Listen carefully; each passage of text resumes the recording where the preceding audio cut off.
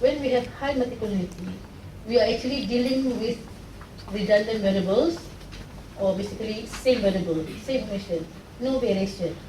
So no variation, so no extra information. Okay? So it's different when you're dealing with multicollinearity, I mean highly correlated variables and with low correlated variable, whereby multicollinearity exists, you need more information. Because maybe one or two are the same variable, so give no extra information. So you need more information. You need more sample size, or you need more variables. Okay. So these are the consideration for deciding the sample size. Okay. And also the number of observed variables or the number of indicators. So in under the model identification also, okay, how many indicators we should have? Just now, for our example here, we have 2 indicators for each latent construct, right? So 2, is it okay? Can it be 1? Okay, we also have example last time, only 1 indicator for a latent construct. Actually, in some software where we have only 1 indicator for a construct, latent construct, the software will ask us to just take out the latent. Just connect it as an observed variable, okay? Because we don't actually have latent construct. It's already okay, spelled out, okay, measured in the observed variable, okay? So for all correlated first order factors, you understand that one? First order factor, okay? We have first order, second order, okay? First order. Sorry.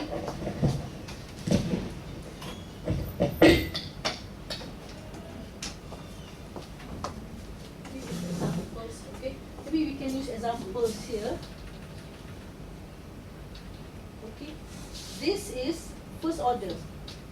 Okay. First order CFA.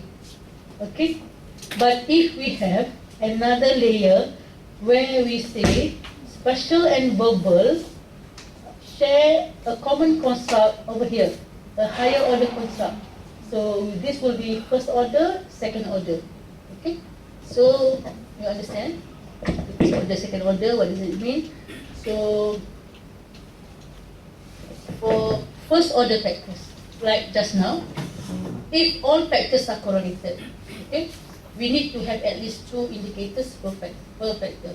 We cannot have 1. Okay, at least 2 indicators, because correlated factors give less information. Okay, but for orthogonal or non-correlated factor models, okay, independent, we do not put the correlation between the factors, orthogonal, independent. Each factor must have 3 indicators. This is Anderson and Rubin long time ago, 1956. Okay, and if no rules are available, we can basically, sometimes people do this algebraic manipulation. They basically calculate estimate, okay, how many parameter estimate they need, okay, how many information they should have, okay. For example, let's say we have 2 unknowns, we must have at least 1 information to settle the 2 unknowns, okay. Let's say x equals to 1, then we know y, okay, something like that. We cannot have x and y, 2 unknowns, and do not have any information, okay, something like that, okay. That is for model identification. That are the information to guide us in terms of the sample size, the number of observed variables or indicators. Okay, observed variables to indicators ataupun items, measured variables. Okay, so for model estimation, okay, our SEM is basically covariance based SEM. We use covariance analysis. Okay, there are other techniques such as partial least square.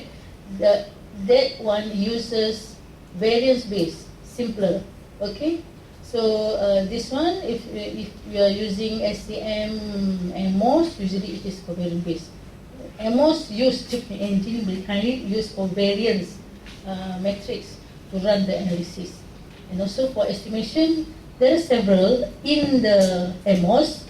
Okay, maximum likelihood, general least square, weighted least square, everything here.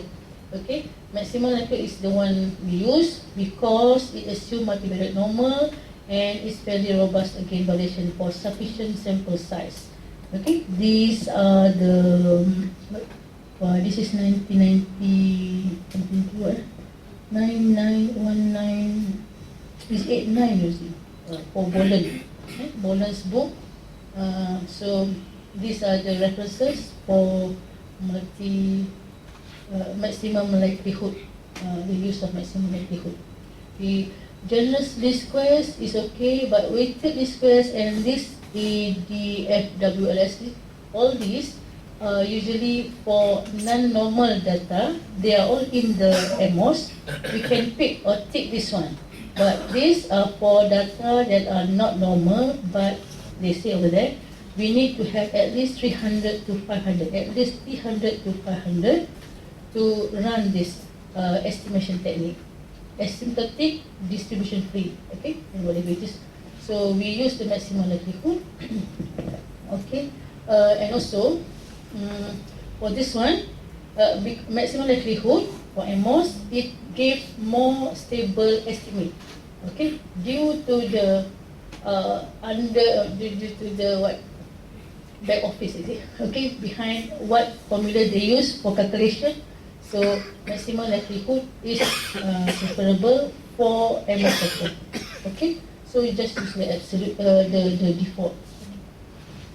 So this is model evaluation. When we say about model evaluation, now we are looking at the outputs lah. Evaluate the model, good fit or not fit. Okay. Okay, I'm going to talk about this. Then we have model fit last time in the output. Many things, many information. Okay. First is chi-square goodness of fit test. The C-mean, okay, C, okay, whatever it is. We need to have non-significant p-value indicates model fit, right? This one we have already discussed it. Okay. Then last time I told you there are 3 types of model fit indices. Okay. That are absolute fit index, incremental fit index, parsimony fit index. Okay. Also I mentioned that we just take 1 or 2, maybe 1 from each of these if we need to support our model fit findings with measure of fit indices. Okay. What is absolute? What is different here? Okay, I gave you the definition. Okay. Absolute fit index is basically the different. Okay, let me read it and then explain. Extent to which the overall model predicts the observed covariance. Basically, it's just the comparison of the comparison of the model and also the one that I always use. Okay, you're comparing by using chi-square. You're comparing the model covariance and also the data covariance. Okay, and overall models and covariance. So basically, that is the absolute type of measurement fit index. Okay, under this category we have GFI or the residual Ramsey, and then another one SNMR, standardized error. Okay, under this one. So usually under the absolute fit index we would use GFI, goodness of fit index, and also residual we use the RMSCA. Okay, two things. Okay, the second type of model fit measures indices, incremental fit index. This type of this category, it compares the model with the non-model. Okay, with the independence model. Just now it is absolute. It compares the model with the data. Right? Model structure with the data structure. Okay, absolute. That is the absolute. The absolute. I don't know what's the good translation for that. That is the comparison that we are making. Accurate. Okay, accurate, absolute. Okay. For the second one, incremental, is just an incremental difference between independence. So it is less than absolute. Okay. This is just comparing our model with independence model. It must be good, right? It must be better because independence, no relation. At least we have 1 or 2 relations that That's actually what happened outside, in reality. So this is incremental from non-model, or we say, what is called it, independent model. Okay, so it must give, it usually will give us good measure of fit index. Okay, because you are comparing with independence model. So you mean baseline known model is independent model? Yes. Yes. Okay. So under this category is NFI. NFI, right? Where is CFI? Oh. NFI, TLI. Okay. We have this in the model fit output. Okay. Some of them I named here. And also CFI, comparative fit index. Okay, CFI. Okay. And the last one is parsimony fit index, fit indices. So accounts for the degrees of freedom necessary to achieve fit. Basically, parsimony is looking at the simplest model. Okay, among the good model, which is the simpler model, not complex lah. So from this category, we tend to choose simpler model, the one that can be more easily interpreted. Okay. So under this parsimony is chi-square over mean, is it, or over DF, and also AIC, BIC, BCC, and everything. Okay. If we do not do comparison, we do not use this. Okay. Okay, then model evaluation, then we have everything, we use the model fee everything to explain the model, and finally the model re-specification. Alternative SEM model, such as model specification, are typically tested against one another upon several criteria. So AMOS use what is named by Lagrange multiplier, LM, for getting the AMOS. When it gives suggestion, it actually use this technique, Lagrange multiplier, to identify or to detect possible or suitable relationship from the data. Okay, for example, if there are two variables, it goes well together. When one increase, the other one increases too. So it will give you suggestion. You must correlate this data. You must put the correlation because the data, the variables are correlated. Okay, like that. So AMOS use the data to give suggestion. How does AMOS do it? By using the Lagrange multiplier to identify whether it needs modification from the one that we have specified, the structure. Okay, so you use the data and identify or track the pattern. Okay. So we have that for the phases of steps for SEM. Okay? Okay. So you ready to sleep? Yeah. Okay, another song. Okay? This one is about sample size. Okay, sample size, very important and exact. Okay? Talk about first and then we go for this one. Okay? Sample size. Okay?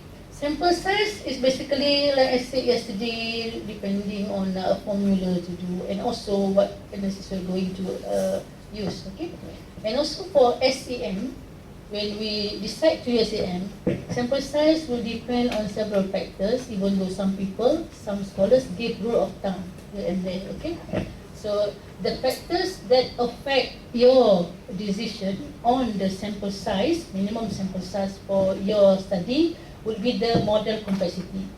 Of course, if you have model, the model is complex, right? A lot of, you have not only first order, second order, okay? I do have time to see that. Second order, CFA, okay? And then, but then the dependent variable is only CGPA, something like that. We only have one information, so one variable, but the others, they have CFA, whatever, and then second order of everything, okay? So the more complex your model is, okay, the more sample size, the more information you need. Right? Information will be given by the sample size and or the number, the observed variables. Okay, information. Okay. So, and also the communalities. Communalities is a term in factor analysis.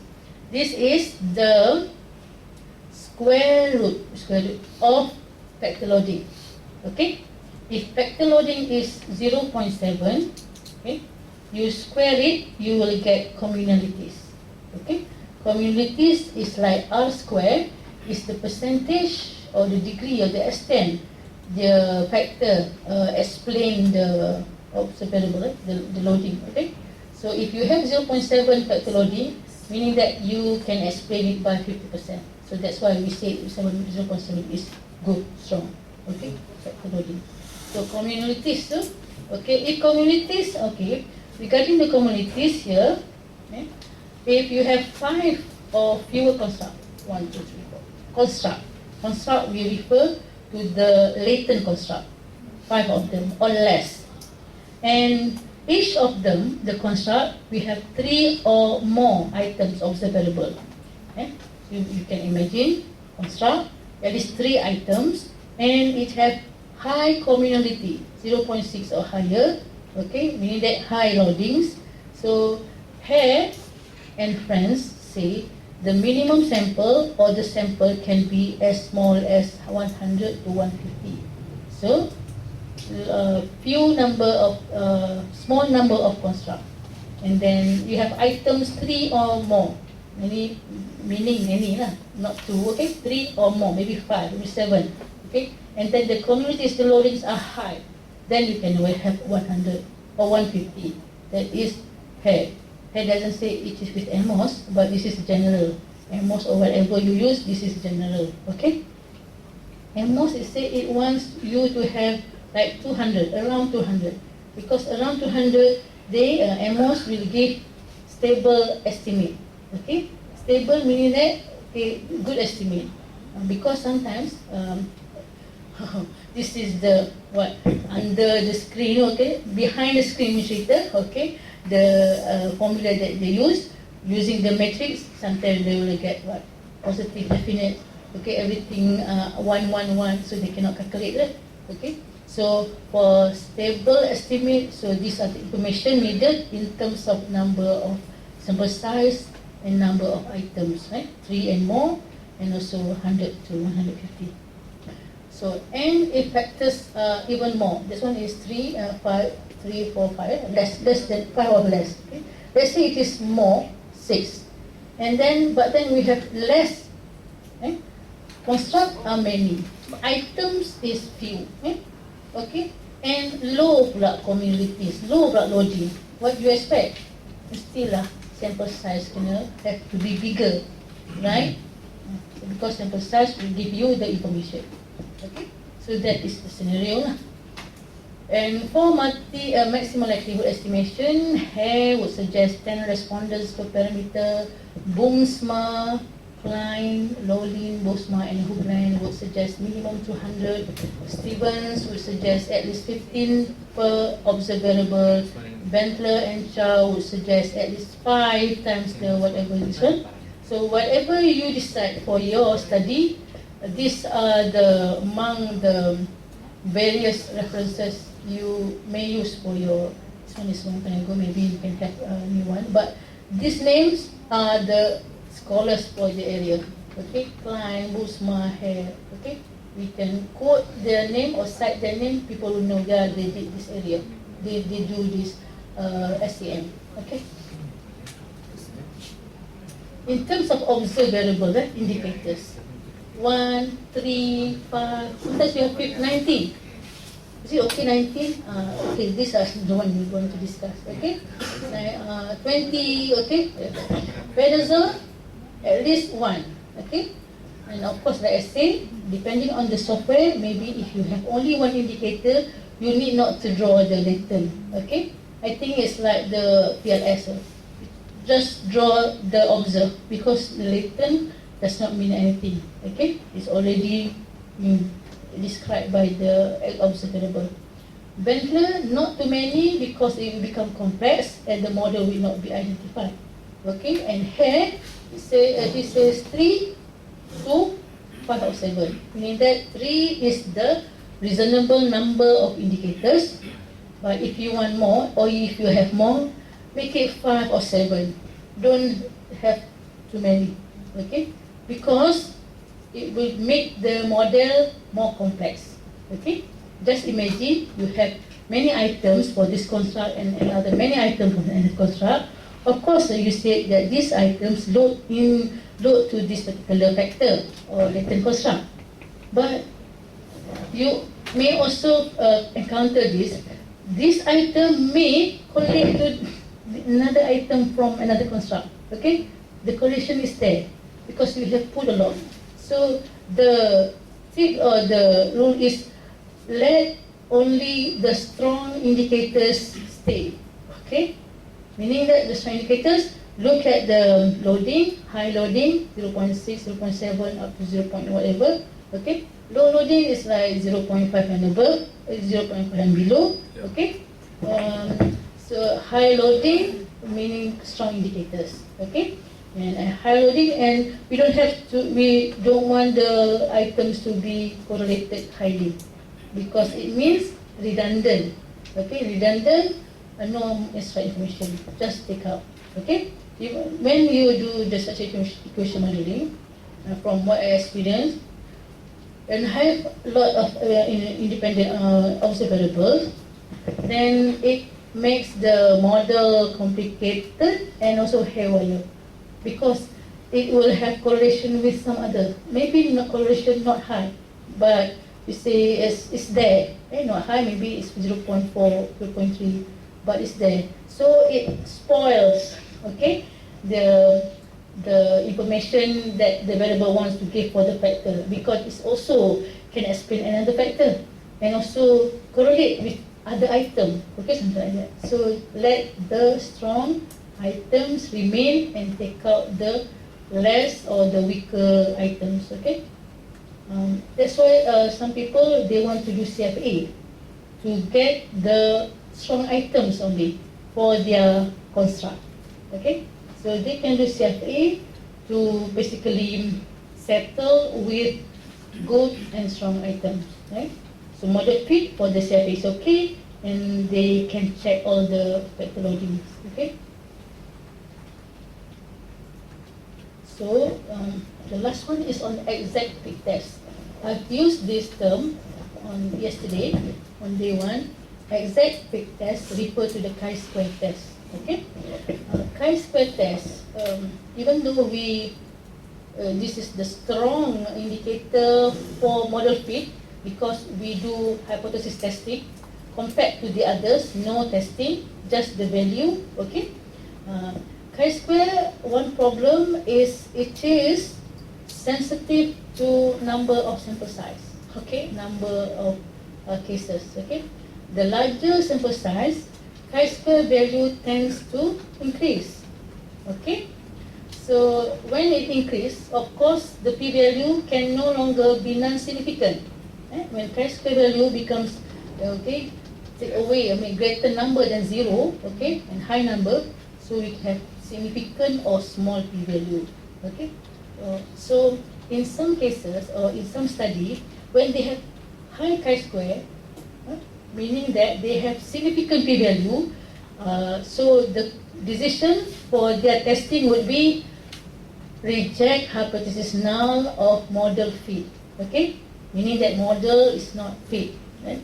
Okay, data does not fit the model. Okay, so what the researchers will do is use this as the justification or to back up. Okay, wait a minute. Maybe from chi-square is not saying good model, but chi-square it has problem too. Okay, it is so sensitive with sample size. Okay, always people will do this.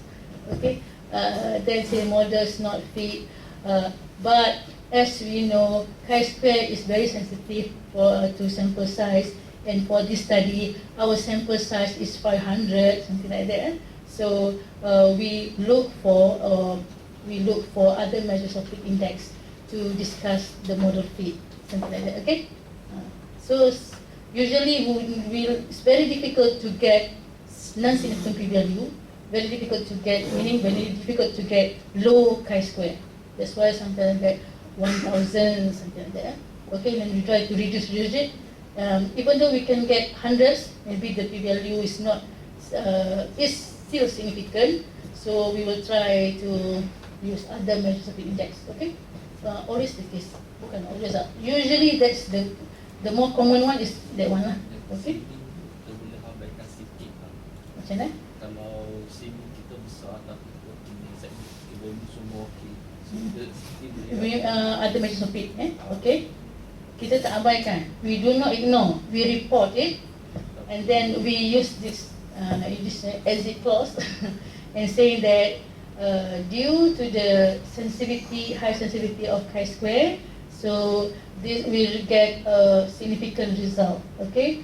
Thus we discuss our values for the measures of fit index. Selalunya easier to get measures of fit indexes to supporting our model fit. Chi-square is rather difficult. Usually 200 something is okay. Sometimes people can use 300 and some use 300 something. They can get high number 500. It's very difficult to get chi-square small. Okay, so we still report. Okay, you know, last time there is also discussion or debate in the group of SEM ni, structural equation modeling ni, because they say when people submit paper, when they have chi-square indicating the model is not good, they didn't put it in the paper. They ignore it. Okay, they didn't report it. Okay, so these scholars or people usually, in this area, they know it's very difficult to get chi-square that support model fit. Okay, so whenever we get papers or research finding that did not put chi-square, we know the chi-square is big, and the not good thing or not good behavior is to hide things. Okay, you just so they say, okay, you just report it. Okay, we know it's difficult to get, and then you use this justification or just remind people chi-square is very sensitive. Okay, and then let us look at show us your measures of fit index, other measures of it. So hopefully they give good fit. So okay, then we can get the support model. Okay, so sample size, model size, complexity of the model also affect the chi-square values, and distribution also. Chi-square is based on normal distribution. It comes from normal distribution, so we get chi-square. So if our data is actually skewed, highly skewed with highly kurtotic, maksudnya highly skewed, and this one either melonjong datang mendata tu kurtosifnya kan, maka we will have higher chi-square. So, and also some of the important variables may not include in our study. So these are the things that affect chi-square. That's why we can hardly get chi-square that supports model fit. Okay. Okay. Other than that, we're going to do the analysis. This time is structural equation modeling. Unless you have any question regarding structural equation modeling. So we're going to use the examples to run and to look at the output. Is there any question regarding structural equation modeling? We'll discuss about the model fit, the measures of fit index, the sample size, number of indicators, observed variables, what will be the good numbers, okay, and also what makes structural equation modeling, which is measurement model plus structural model. Okay, so is there any question?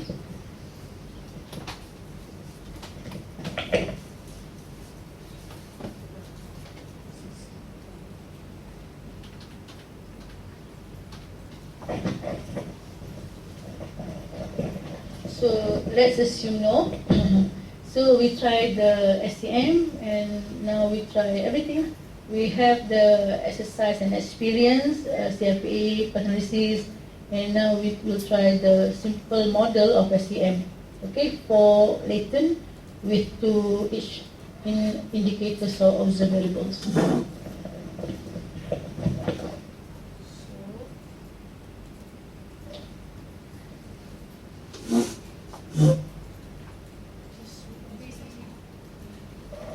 New, yes, new. Okay, we will use this one, right? The one that we use for CFA. Now we have four. For latent, let's see. Okay. I want to show you one thing. We can have this orientation, either landscape or portrait.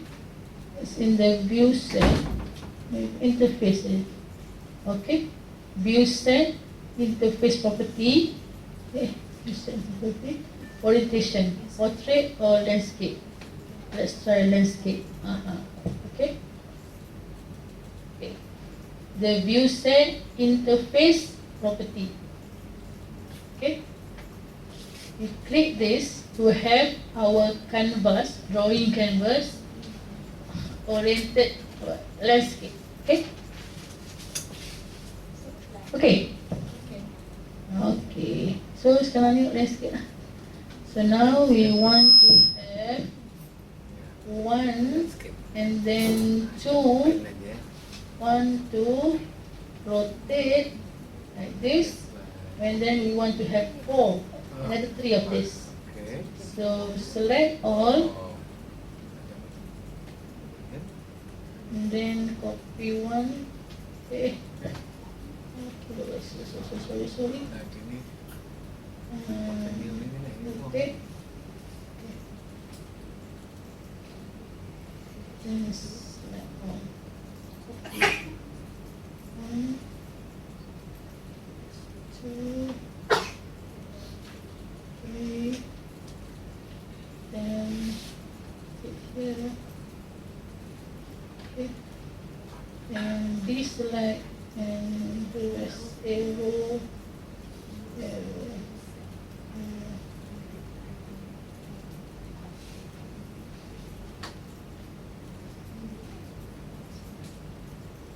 And also the correlation.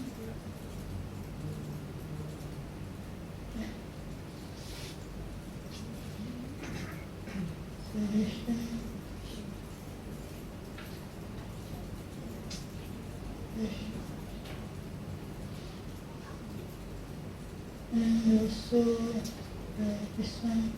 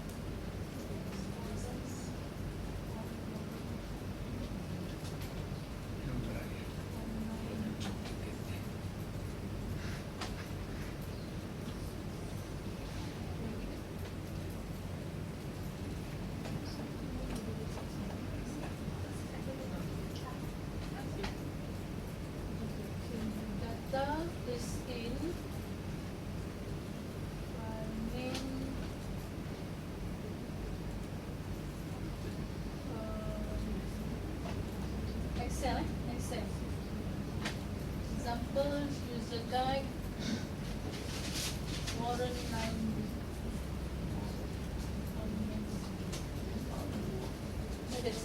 Excel. Not a perfect. Huh? Excel. CD or Excel. CD? In CD or in Excel? XLS. Yeah, it's in CD or in Oh, it's CD. I thought it's CSCV one. In AMOS. In AMOS.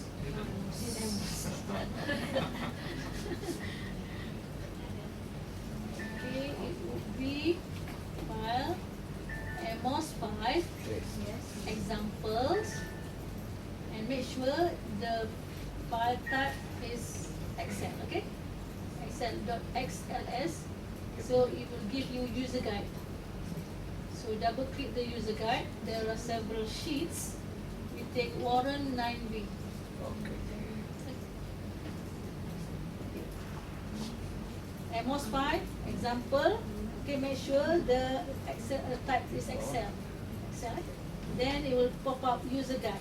Double click it, and there are several data sheet here, and choose Warren 9B.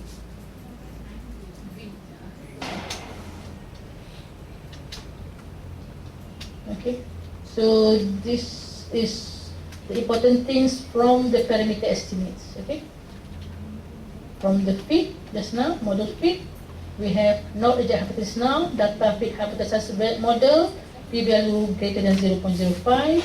Here, where is it? And then C-min. This is the maybe old version. That's all the different output of AMOS.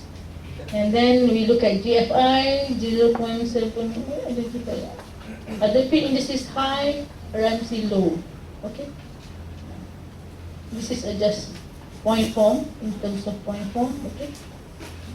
So yeah, those are the important points or notes or information from our output. Okay. Any question from this, from the one that we just analyzed, and the important things that we should extract from the output? You get all those in this short time, and also this time lah. Why the repeating the model 1, model 2? Where is it? Example. Oh, this one example. Oh, nanti ya? Nanti je. Okay, you want to go to that? Okay, no question eh? Okay. Okay, this one I put here. Okay, this is an example from a paper and how they would, one way to put the writing. Okay, it happens that this research, it has two models, model 1 and model 2, and it did the model comparison by looking at chi-square and the differences between chi-square. This is how we would compare, like for example, competing model or nested model. Okay, nested model. Model 1 and model 2 is about the same, but model 2 maybe or model 1 is the reduced version of model 1, subset of model 1, reduced, nested. Maybe one or two relationship or variables are taken out, so it becomes the second model. So we want to know which one is the better. You change, give different nested model if it is from model 1. yeah. Become model 2. Yeah, but if we have totally different, okay, the different in terms of many things are different. It's not nested subset of it, so it is not nested model lah. It's maybe competing, okay, and altogether different.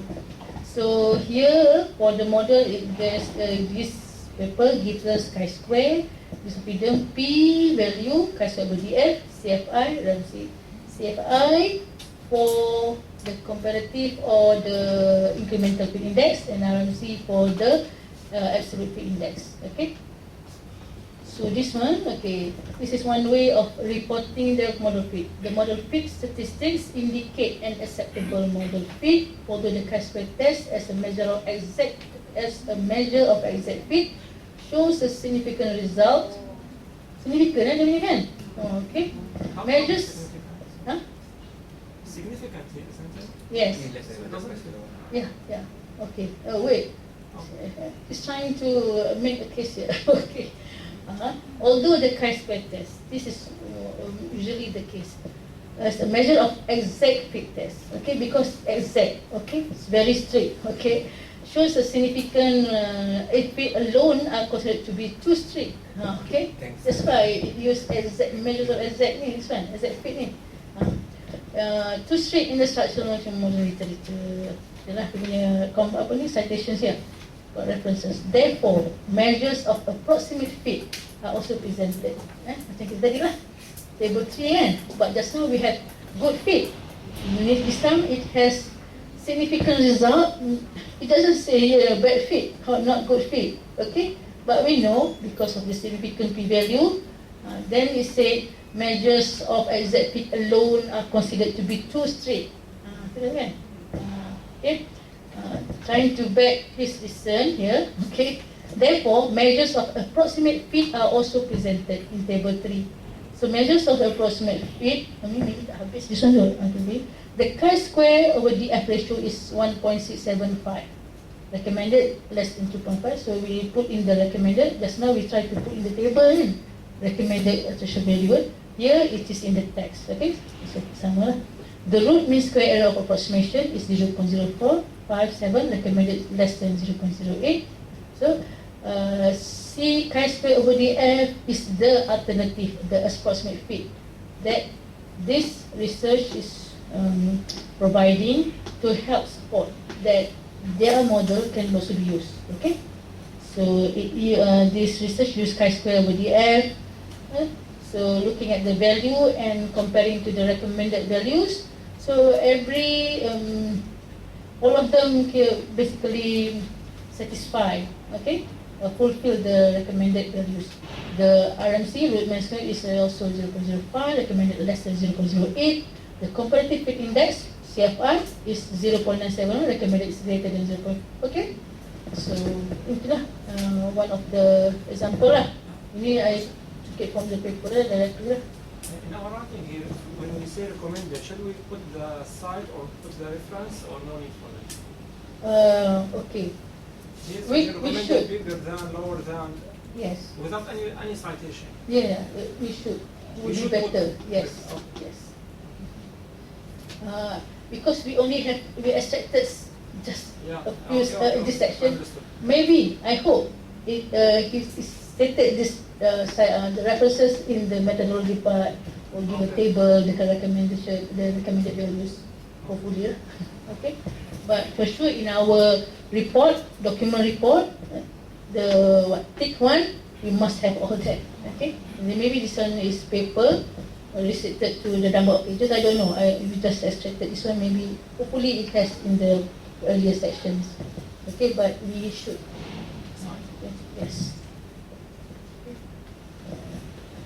This part is the F parameter estimate.